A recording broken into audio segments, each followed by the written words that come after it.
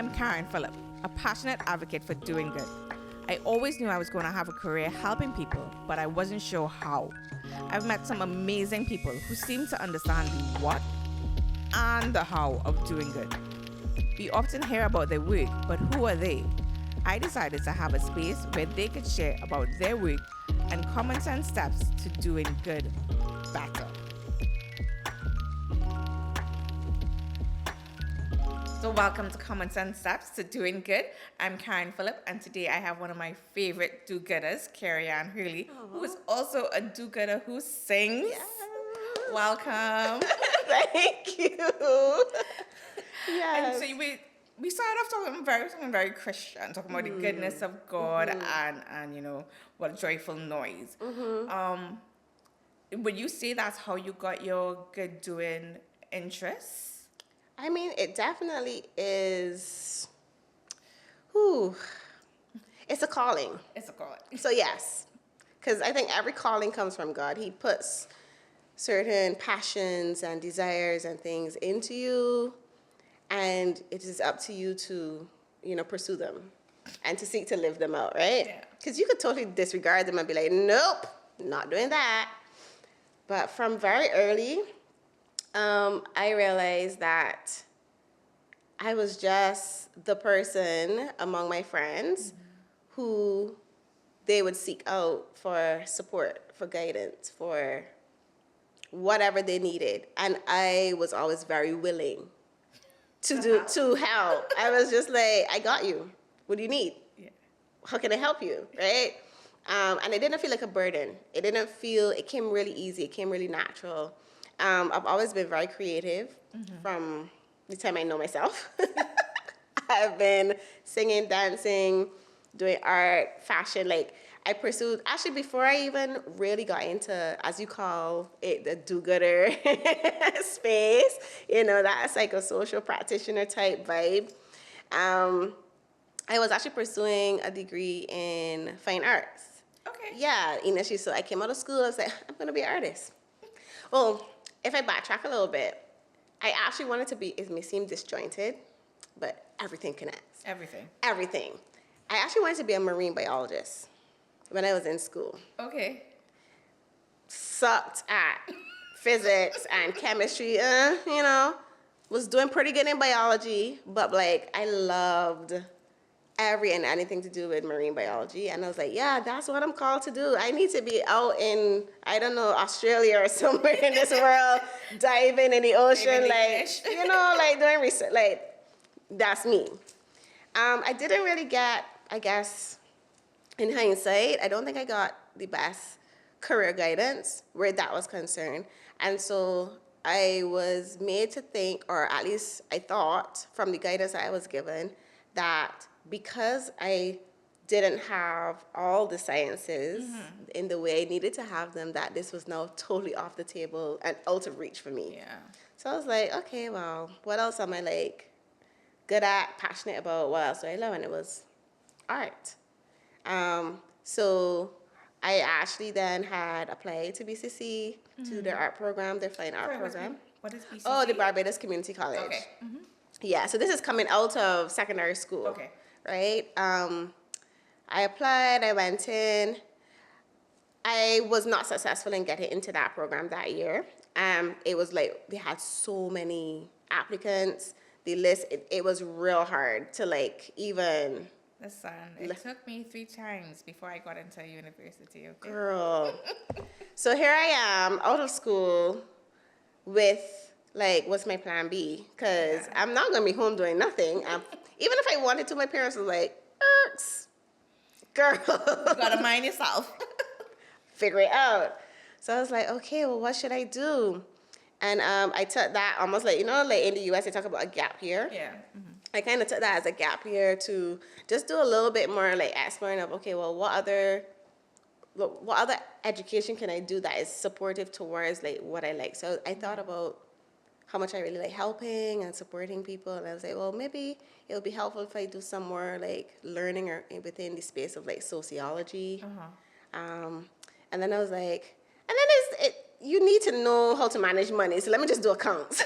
was very random. I was like, I'm becoming an adult. I need to figure this out. Yeah. Let me just do accounts. So for that year, I focused on just like doing another degree in sociology and an accounting degree. Like, yeah. I'm a certified accountant You, technician. no way.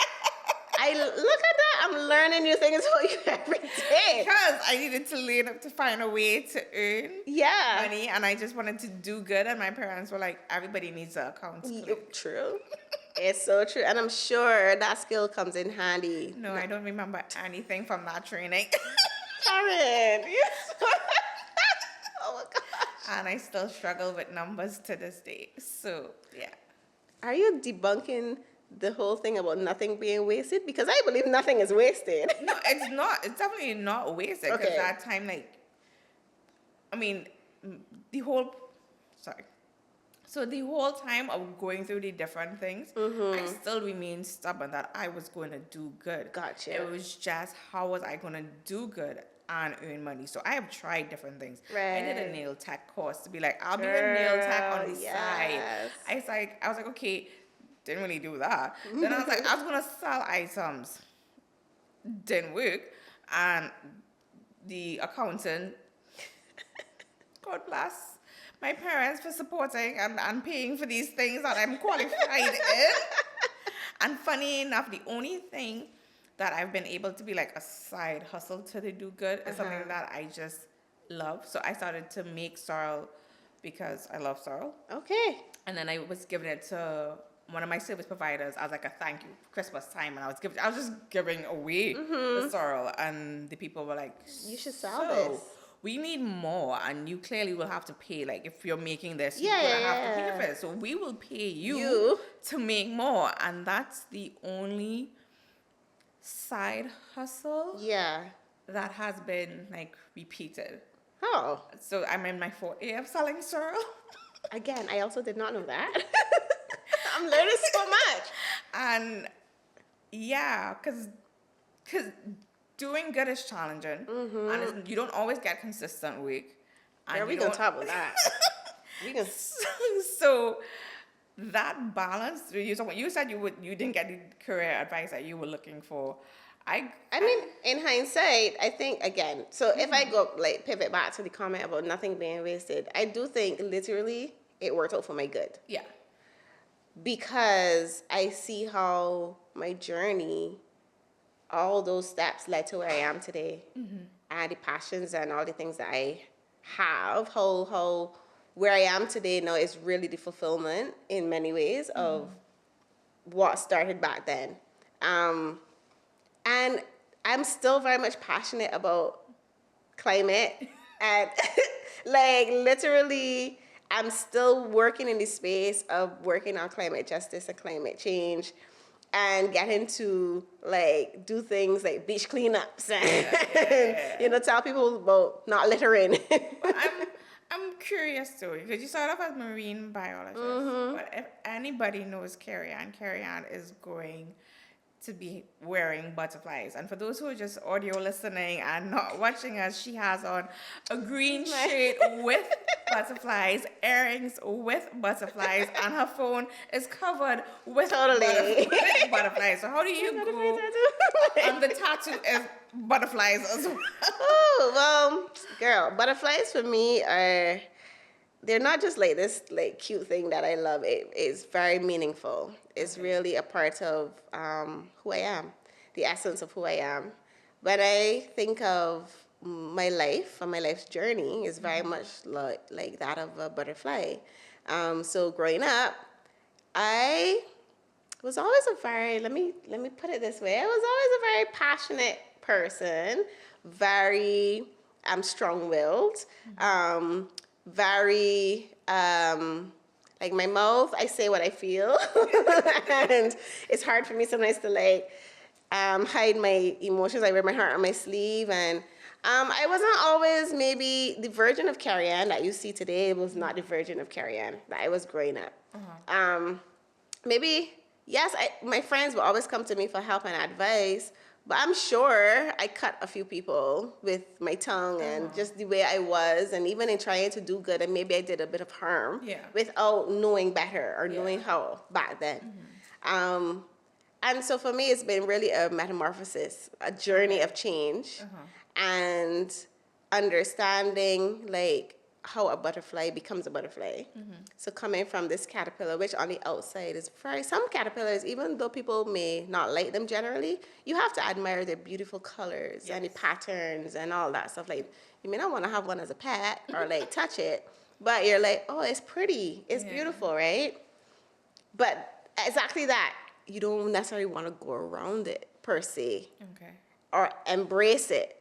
So sometimes parts of my life was like that. I may have been well put together, beautiful, whatever, but some people might have been, her personality's a little, right? And so like, God really did a work on me, on my life, on my heart, and submitting to that and literally being willing to go through the process of change allowed me to come out on the other side as a beautiful butterfly, still flawed, because when you think of how butterflies even emerge from their cocoons, how they fly, they're not very straight lined. They're kind of like figuring it out. The winds sometimes can really cause them to feel pressure. Like if a strong wind comes, it might push you down. And my life has been like that, going through trials and difficult situations that some can floor you, can really, really push you down. And some things that for some people it's hard to bounce back from, or you don't bounce back from. But that butterfly keeps going. They're intentional, they have a purpose, and they're going after that. And that's literally my life. So for me, butterflies are very, like if people talk about having spirit animals, that's my spirit insect, the butterfly. It's very much me. So like musically, I'm known as Sira. I'm not even known as Kerriann. I'm known as Sira musically. And most people who really know me musically, they call me the butterfly lady. Because it's a motif that I use a lot in my music and in everything that I do. And my debut album is actually entitled Butterfly. And I guess you could call it my biographic song. I don't know. It's also, which is the title track of the album, is also called Butterfly. So it's really about my journey of change. So yeah. I mean, that's completely beautiful, and the fact that you understand that life's a journey. It's not something stagnant, and that you've done that self-work, which is not easy. I keep doing. And keep doing, to be like, okay, there's some things that I did do wrong, but I'm still with love. I am still with the adoration. And I know that's something that I've struggled with. Okay. I know that that's something that it could be hard. Yeah, to reconcile. Yes, to reconcile. Especially, well, we both grew up in very Christian household. Oh, yeah. So we have that connection where we're like, we want to do good. Yeah. But good is expected in this box. It must look like this. It must be presented this way. Yeah. And if your presentation of it is different, that's a problem, right? That's a problem. So Kerriann was a rebel. So how did you rebel? How did you find your way of doing good and holding on to your faith? Really, like, locking into the fact that I have to be authentically me. I was miserable if I tried to do it any other way than the way God put it in me to be done. And that doesn't mean that I wouldn't be open to, like, guidance and, good criticism and all the things that can really help mold and shape you for the better. But I'm talking about, like you said, when the expectations being placed on you are shaped a particular way because of where you come from, who you're connected to, what spaces you're occupying. And it has nothing to do with who you are authentically, or like persons aren't willing to embrace your expressions. Like, my mom always asks me, if she would say, Kerriann, if everybody in this world was like you, this world would be a boring place.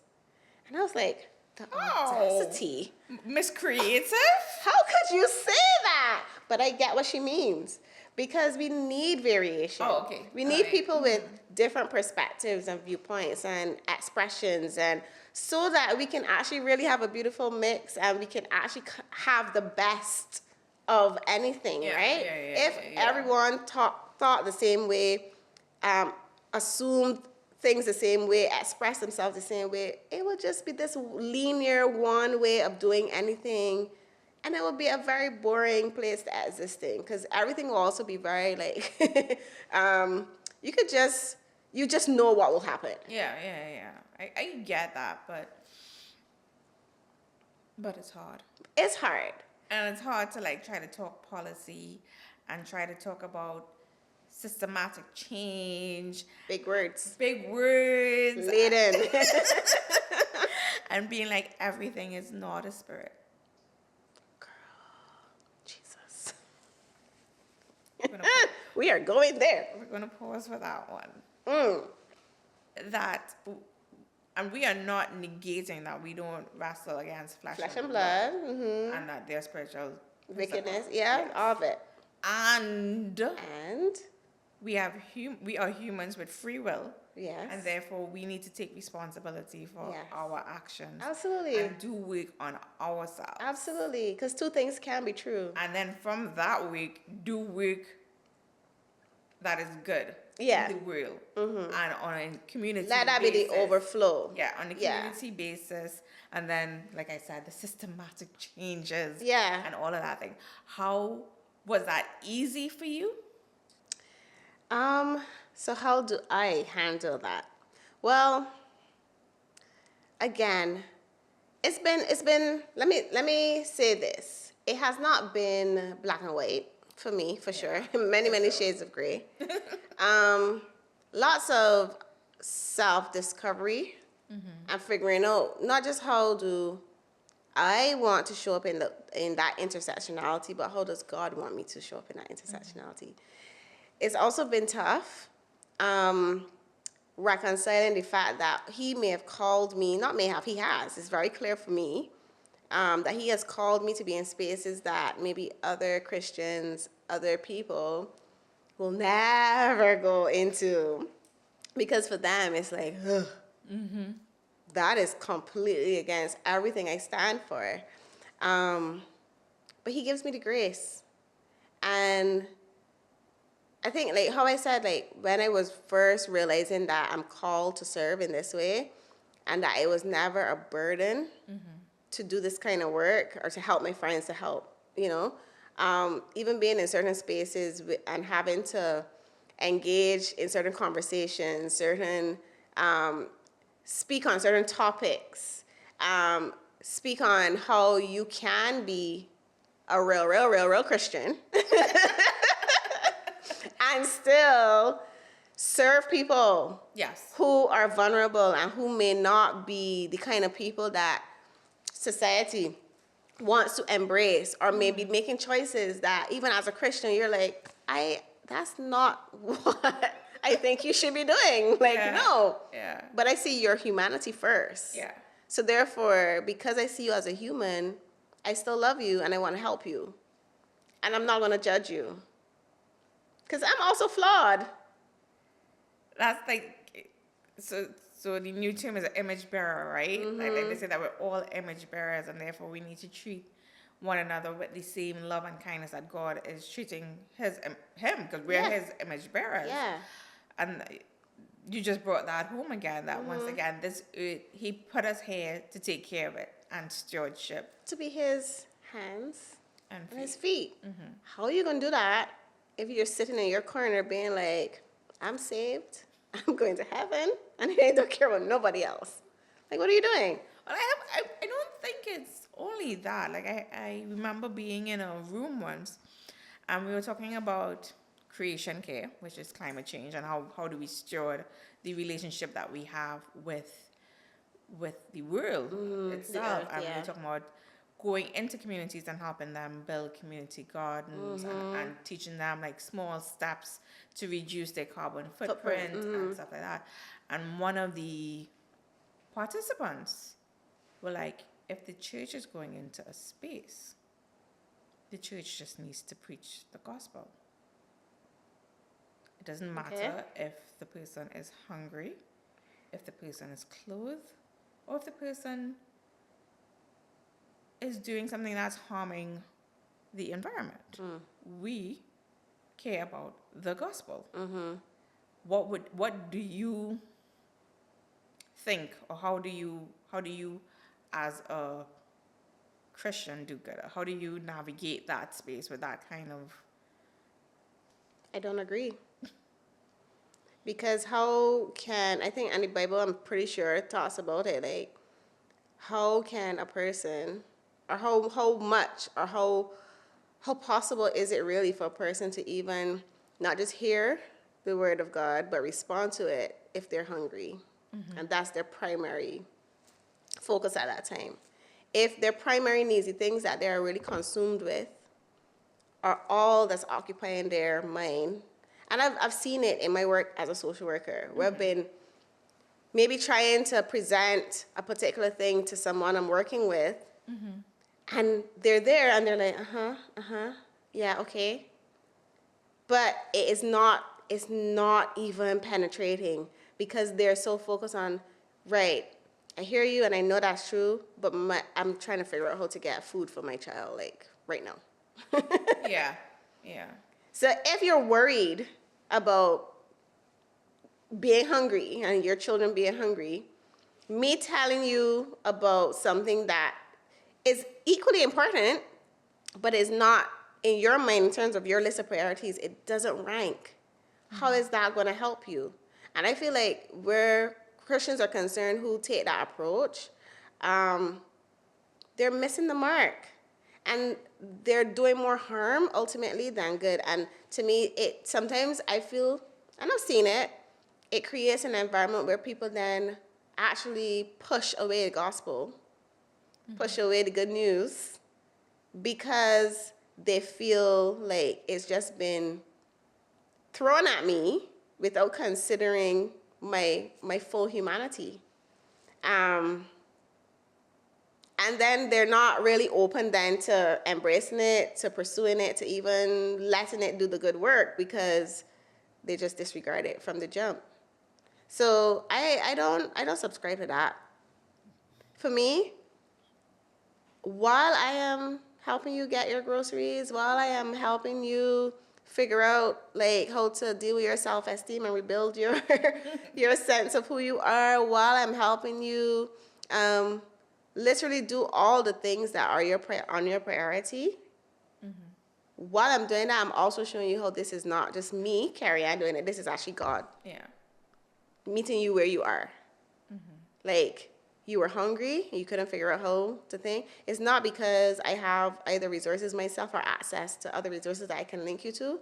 God put you in this place so that you can be connected. So you need to see who it really is that's taking care of you, even in your lowest time.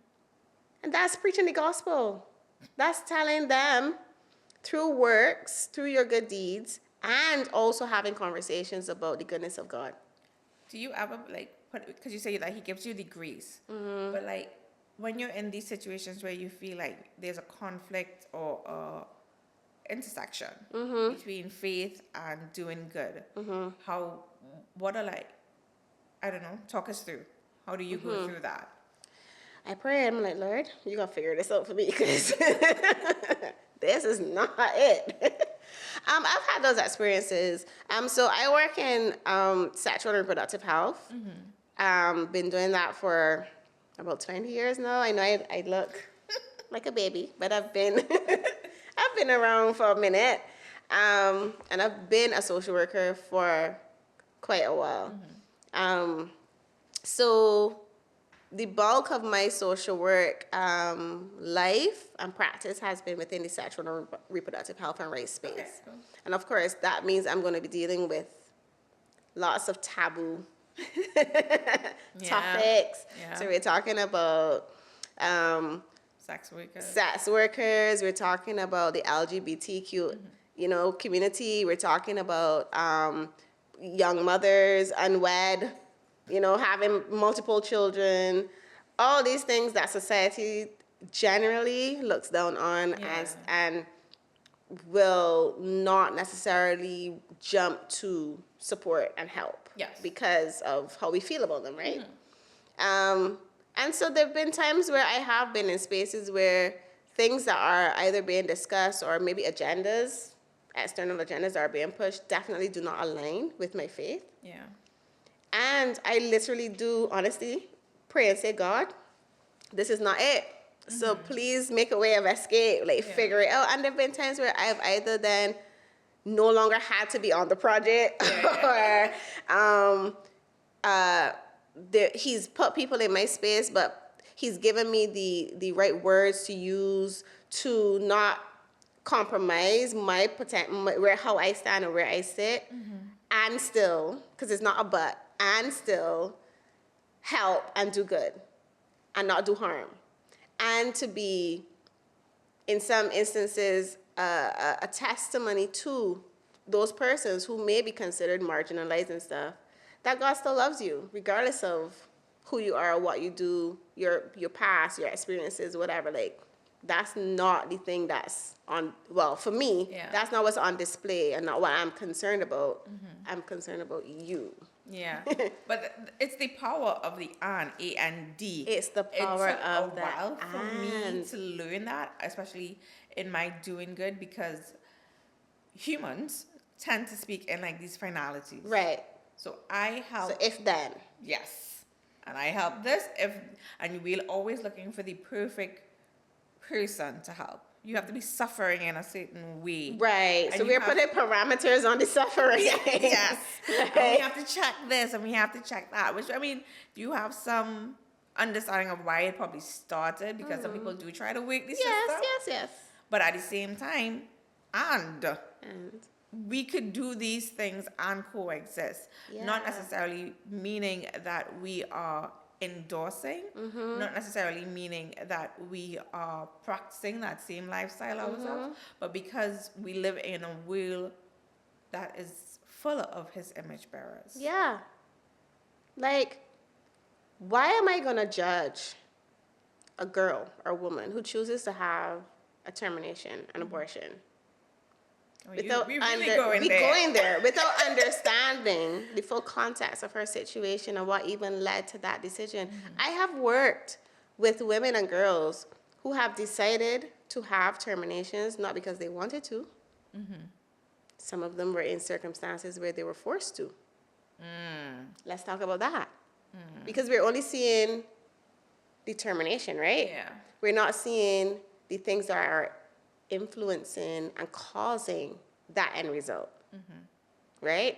We're not seeing the brokenness in relationships, the abuse, all the other things.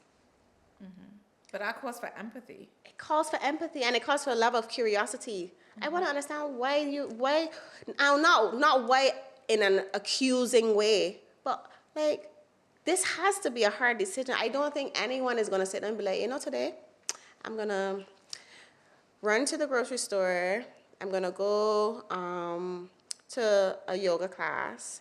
And then I'm going to pass by the doctor and have a termination. And then I'm going to leave from there and go and pick up my dry cleaning. And like, it's not just a list. It's not just on your laundry list of to-do things. Like, you don't just get and be like, it's a really big decision that any woman, and we got to say woman because men don't have them, right? So a woman, a girl, has to be the one to make that choice. It's a huge decision. So I'm curious, what would have caused you to be in a place where your decision is this? What has influenced it? What is impacting it and guiding it and pushing it? Help me understand so that I can help you.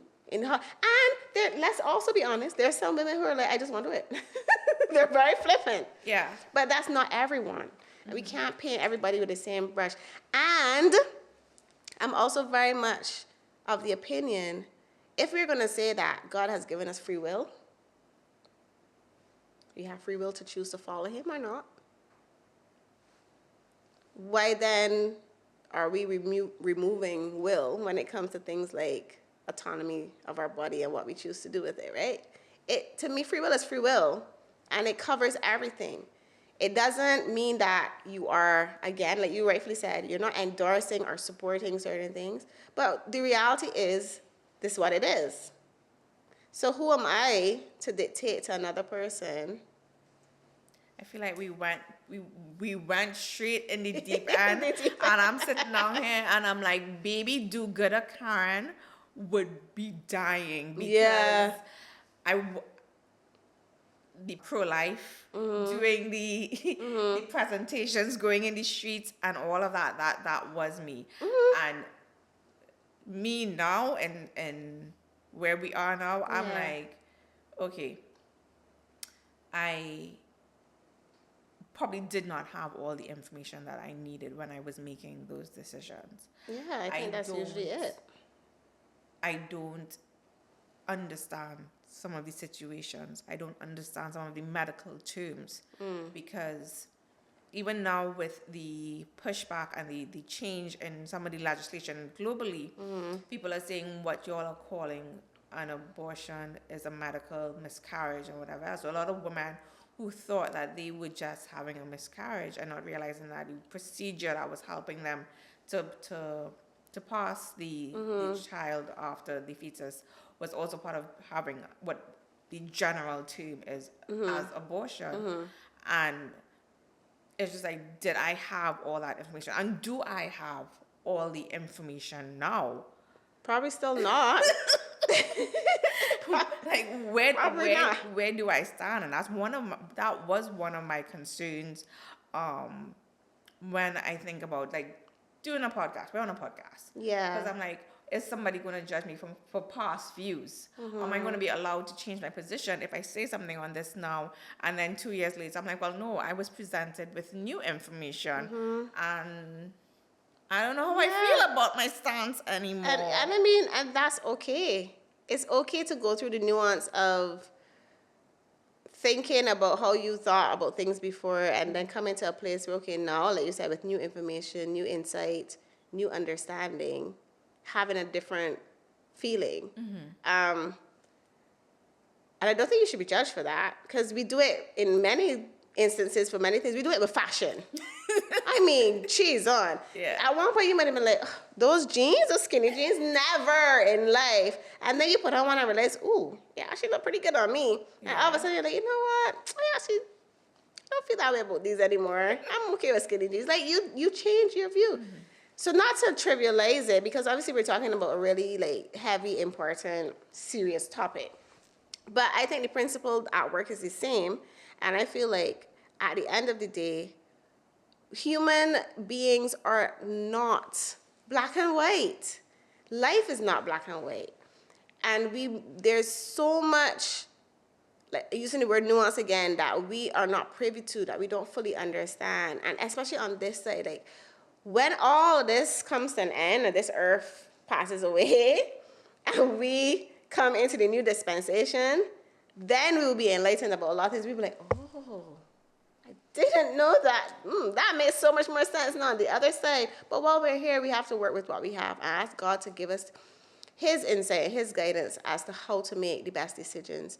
And I think, for me, having a position of saying, I think it is the right of a woman to choose does not mean that I'm not pro-life. Go on. Let me hear this because, like I told you, you already confusing. You're confusing baby do gooder, and even now where I'm saying that I don't know where I stand because there's a lot of information and I don't have the ability to do a deep dive to know where I stand anymore. I know where I stand for me, but to be like, this is my policy stance. Yeah. I don't have that information. I don't have. As a Christian, I believe in life. I believe that you're not supposed to take life. Yeah, the sanctity of it. Yeah. Right. And I think, like, I have that fundamental belief. The sanctity of life is absolutely important. And I don't think we should take it as this flippant thing that you could just make, a decision on and be like, whatever. It's Tuesday, you get my coffee. No. Yeah. No, we're not doing that. Yeah. And like I said before, and maybe it is because I have the experience of many years working in spaces and having to engage with women who have been faced with such decisions and getting a better insight and understanding of the nuance that they have to wrestle with and realize, okay, right, it really is not so black and white. And then going back and talking to God about it, I mean, like, Lord, help me understand how does this sit with you? How do you see it? And always coming right back to the whole understanding of free will, and that his grace is extended even to a person who makes the choice to do it flippantly, right? Like, he doesn't write them off because of it. It's certainly not something he wants, and by extension, it's not something that I'm there like, yes, no, don't do it. And if you don't do it, then what? Like, what is your life? Like, so there's so many other things I think that have to be taken into consideration, and it doesn't cancel out one or the other. And we can't even talk about this. Talk about this and leave it as just this, because there is so many systemic issues that influences a That's woman's the point I was making. choice. So it's not only her choice, as in just whether she wants to be a mother right now or not, but also, does she have access to food? Does she have access to a good job? What is her community? What's her family situation? Yeah. What kind of support does she have? So we often just think of the final decision, that final act, but we don't realize that the reason why they're doing this is because of the lack of access to food, lack of access to paying jobs, lack of access to good housing, even community, family, support, friends. Yeah, because like you could say, keep the child, and I give you a hamper. That's gonna feed me for what, 2 days? So then, how do we, as Christian do-gooders, do good in a way that does not do harm, that takes in consideration the whole picture? And that's a hard question. And it's a hard question, and it's not one-dimensional, because I think we need to be in all of those spaces. We need to have representation in all those spaces. So we need to have Christian do-gooders who are working in poverty alleviation. We need to have Christian do-gooders who are working in what else we talk about? Climate, yeah. We need to have Christian do-gooders who are working in, all the things. My mind is drawing blanks right now in terms of all the different sectors, but you need to have people in all those spaces who are seeking to help influence policy change that will have real meaningful impact as it trickles down to the people who actually have to live out that policy, right? We have to have Christian do-gooders who are creating programs that are a lot more sustainable, that are not just these one-offs, like, oh yeah, I just want to do some hampers and do a hamper drive at Christmas. Yeah. And then for the rest of the year, there's nothing. Yeah. Right? Yeah. Because we need some of everything. We need to have the programs that are giving hampers and stuff like that. And then we need to have the ones that are also working on the deeper issues. Yeah. The life skills, the psychosocial things, the therapy, all the things, because they have to go hand in hand. Yeah, so on one of the other episodes, we talked about they have those who are on the forefront, and there are those who are on their laptops. The ones who are crossing the T's, dotting the I's, and making sure that the paperwork is done and that everybody's in place where they're supposed to be in place. And I feel like you're saying the same thing, that we need to have synergy across the board. Right. So like one of my favorite Christian do-gooders, the two American women, Natalie Grant, the singer. Okay, yeah. Right. So she has anti-human trafficking organization. So yeah, she sings, she does her work in her church, and she's also doing good in trying to end, because transatlantic slavery ended. Yes. But slavery and human trafficking is still very much a thing. And she's working on that end. And then another favorite, one of my Christian do-gooders, is Beth Moore. She's a Sunday school teacher. Okay. And she has 1,000,001 devotionals. But also, I'm like listening to her, and one of the things she does is when a woman buys a cast iron pot, you know, you're supposed to season the cast iron pot, she will take that pot from them and she will go through the process of seasoning the pot for them and praying over the pot and praying for the household that they will be fed from this pot, like blessing the household through the process. And I was just like, I have never thought of this. This is a tiny way that we could do good, but it just seems like. Well, prayer. We know prayer. We don't. Let's not underestimate the power of prayer. Yeah, but like if you go into a wedding, you just buy a gift and be like, all right, this is my budget. But if you're being intentional, even if it's your budget, but you say, Lord, let this gift. You know, intentionally. No, come on. Do we do this always? No, we don't. Okay. So I'm supporting what you're saying. Yeah. And I never thought of that either. Yeah. And I think that is amazing, like, to be able to say, okay, God, well, this is what I have to offer. This is what I can do. But in doing this, how is your blessing going to manifest and show up in this abundantly beyond the here and now? Yeah. You know what I mean? I think maybe I don't do it that way, but I definitely have that heart position with the work I do with young mothers. So I am not wanting to see them have 2 and 3 and 4 and 5 more children. Yeah. And I understand that oftentimes it's a vicious cycle. Yes. For a number of reasons. And every time I am engaging with them, I am praying that something that is some seed that's being planted will germinate and take root and will grow into the fullness of whatever God wants that tree to be in their life, right? So whether it is helping them really value themselves a lot more to be able to have stronger boundaries and make better decisions, whether it is giving them access to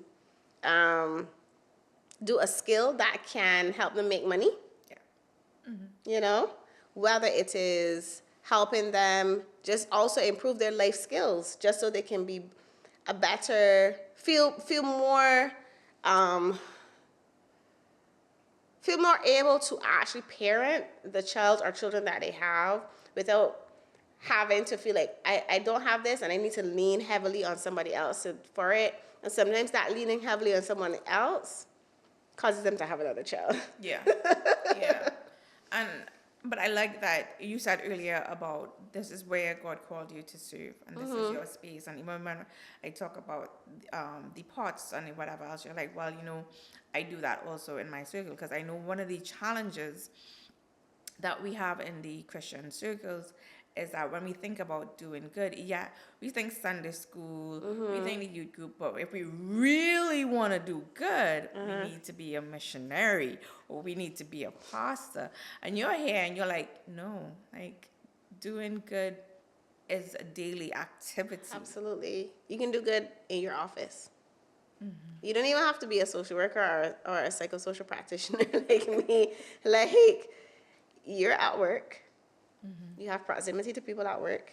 You may see needs. And needs aren't always, again, it's not always whether the person is hungry or, you know, impoverished in some way. Yeah. There are other needs that the Holy Spirit will show you. How can you do good in that way to that person? Yeah. For that person. So what you say is when you're like at your highs, like when you've been doing good, like this is something that motivates you to keep going. Ooh, well, I really have a passion for working with young mothers, like I was saying just now. I think, like, ultimately I'm really called to that. And when I see these girls thriving that have gone through the program, and, you know, we stay connected, is you don't get discarded once you finish. Obviously, the connection changes. No, but I mean, it will change. Yeah. The kind of connection will change, but it is never a severing completely. But to be able to, like, see, and it's not everybody, let's be honest, not every single person comes out, like, 100% changed right away. And then I see sometimes like a person that may finish the program, you're kind of like, did they really gain anything? I hope. And then maybe in like 2 years, you see them Again. and you're like, and they come and say, you know, this has happened, that has happened, whatever. And you really see. So that's what I mean. Those seeds that were planted. There's some people that come to me or come into my space or into the programs that I do. They're coming at different stages of their development. There's some people who are coming literally with fallow ground, ground that you know have to like really cultivate, dig up, now plant new seeds, and begin that watering process. And somebody else will continue watering, and then, you know, there are some people who come in who have just little seedlings that are sticking out, and you're like, okay, I need to help, you know, protect you and guide you, and maybe put a stick in it so that you could grow around it and just, you know, not fall over. Yeah. There's some people who are coming who have trees that are up, but they need pruning. They need, you know, some dead leaves cutting off. So, like, what stage of development is this person coming at, and what do they need? So, for me to be able to see people thriving, not just surviving, but thriving, honestly being renewed and having like a real fresh sense of purpose, and like seeing that sparkle come back, and they're passionate to just keep trying, even if it's just to keep trying, like not to give up. Yeah. I mean, sometimes we want to see like big miracles, right? But sometimes the big miracle is that you decided not to give up. Yes. And I'm like, thank you, Lord, because not giving up. Right? So it's a mixed bag, but I think largely like, yeah, to see the persons that I get the privilege of supporting thrive warms my heart. Yeah. Well, you're on the forefront. So like you're on the ground dealing with beneficiaries day to day. My beneficiaries will be more like you, and I am behind the computer. And so one of the things that, and I've said this repeatedly, one of the things that keep me going is when I get to be in the forefront. When I get that privilege to do a little site visit, a little something, and see what's happening, then I'm like, all right. Yeah. That fighting with the funders. Yeah. It was worth it. Let's get this report done now. Yes, so they can see how their money has been the impact of it, the positive impact. Yeah. Yeah. Who would you say are some of your favorite do-gooders? I don't think I've ever really sat. Well, okay, my mother. Maybe the first and foremost, because a lot of God obviously has given me my own unique passion, but I've been privileged to see her really serve others in a way that has been really inspiring and encouraging, and from a very genuine place. Like, not doing it because, you know, I'm trying to make a name for myself and trying to get anything out of this personally, but just for the sake of helping people. Just loving people. That's my mom too. Yeah. So, and maybe, I'll be honest, and as I'm talking about it now, it's dawning on me that maybe, like, in my formative years, observing and witnessing her serve in that way, it didn't resonate in that way. It was just, this is just what mommy does, you know? Yeah. Just not realizing the vastness of it and, like, how deep it actually goes. But now that I am older and I am intentionally doing this kind of work, like, it makes sense now. I can connect the dots. Yeah. And I am really happy that I can actually say that she is definitely one of my favorite do-gooders. My mother is also very outgoing. She's very about if there's a need, and who much is given, much is expected. Yeah. And I remembered I did a little campaign where I was highlighting women, and you were one of the women. Yeah. And I got this message. I hope you're highlighting your mother. Your mother is such a powerhouse, and she has been doing social development work without any papers, without anything. She sees a need, it's gonna be fixed. There you go. She is. I tell everybody, any experience I have with fundraising Yeah. is just from watching her. Yeah. Because I do grant writing, Yeah. and she does the nitty gritty of that, calling, being strategic, see who we could partner with, how many blocks do we need to sell in this book to be able to get this done. She's able to do it and execute it, whether or not she realizes it. I think that's awesome. Yeah. I just pray that I'm like half of that for my daughter. You know, like You are definitely more than half. when I think of legacy and like the legacy I want to leave, I want to continue that legacy. I want my daughter to grow up in a space where like loving people and serving people is just what we do. It's like second nature. It's not something we have to think hard of doing. Because like I said before, like this is how we are God's hands and feet in the earth. And this is how you live a life poured out. I don't want to die like holding back anything that I can share with others. So whether that's my gifts, my talents, whatever. Yeah, so I collect church aunties and uncles, like their medals, like people ask me, I'll be like, yeah, so Auntie Ann or Auntie this, or and they're like, are these? And I'm like, no, these are persons who've shown me kindness, and in their way of doing good, my life has been impacted. So therefore, they're stuck with me for as long as You're saying that, and that makes me also think of another lady right now who, and this is not just doing good to other people, but she's literally, the good that she's doing is really positively impacting my life and my family's life presently. Because we always think largely of big gestures, right? Yeah. But like there's a lady right now who is actually supporting, because my life is crazy, hectic. Yes. It's a lot. And I remember I was praying, I was saying, Lord, I need help. I need help with balancing and juggling. Like, you've called me to do a lot of these things, all these things, most of these things. Some of these things I'm probably taking on that I probably need to let go of. So let me also be honest. But largely within it, like, it's tough, just juggling the day-to-day responsibilities of parenting and life and stuff. And I was like, I need some help. And he sent a lady to really help with some like basic things. Yeah. And her act of kindness, like, Changed everything. Everything.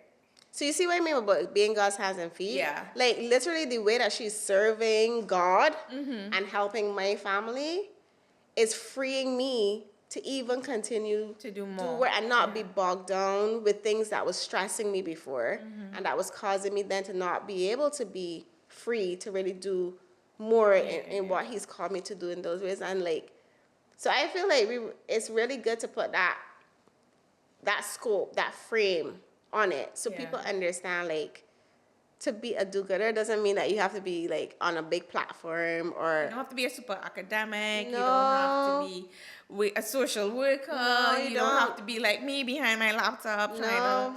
to. Yeah. Yeah, you don't have to be on any world stage or literally just serve people. Yeah. Just serve people, love people. What advice do you have for future do-gooders? Advice? Remember your why. I think that's critical. Let me hear it. Like, break it down. So why are you doing good? What is the thing that's driving you, pushing you? Like, why did you even choose to serve? Yeah. Because lives, Yeah. and it can blur the lines and muddy the waters, and you can get distracted, and you can get jaded, and you can get delusions, and you can get annoyed and fed up, and all those things. And you always have to come back to center. Like, why? I have experienced that along the way multiple times. Why? Why do I still have a burning deep on the inside, even though I'm really exhausted and tired and I'm frustrated and I'm not getting any funding and I'm not feeling like I'm getting the support or the acknowledgement, all the things. Yeah. I feel like I'm literally banging my head against the wall. But why do I still feel like I have to keep doing this? Who is it for? Ultimately, for me, it's for God because I want to please Him. Yeah. And I want to make sure that what He has called me to do is what I am seeking to do. You know? Yeah, that's You know what I mean? I want to make sure that I'm doing that. And I want that the people that need that are getting it. And so my why keeps, just coming back to center. So, yeah, remembering your way. Spending time remembering your way. Yeah. That's definitely important because that goes back to like what I was saying. Like, I need to step out from behind the computer, step out from behind whatever it is, and just see and be like, okay, this is why I'm doing this. Let's go back and do it properly and do it well. And you gave so many gems about serving where you are, that it doesn't have to be something big. You talked about the fact that it's not just a black and white situation, that all situations have nuance and that we need to just have like Context. Have that context and have empathy. And sometimes you may not get the privilege of getting that full context. And I think that's okay. Yeah. Like, nobody owes you their suffering. No one owes you that. Everyone isn't going to be willing to gift you their vulnerability because we're guarded for reasons, right? It's been misused and abused and all the stuff. And so we protect it. Yeah. But if you're genuinely out there to just serve, that doesn't even matter. Whether you choose to reveal everything to me or not is not going to be the thing that will determine whether I will still help. Yeah. Because that's not my way. I'm not. Yeah. My way isn't. My why is not to judge you. No. My why is to care for an image bearer. Yeah. Exactly. So it really does come back to that. That's really powerful. And I think we're going to end there. Thank you so much, Kerriann, for being here with us today on the Common Sense podcast. Thanks for having me. This was fun. Yes, it was. We have to do it again. For sure. There's so much more to talk about. Definitely.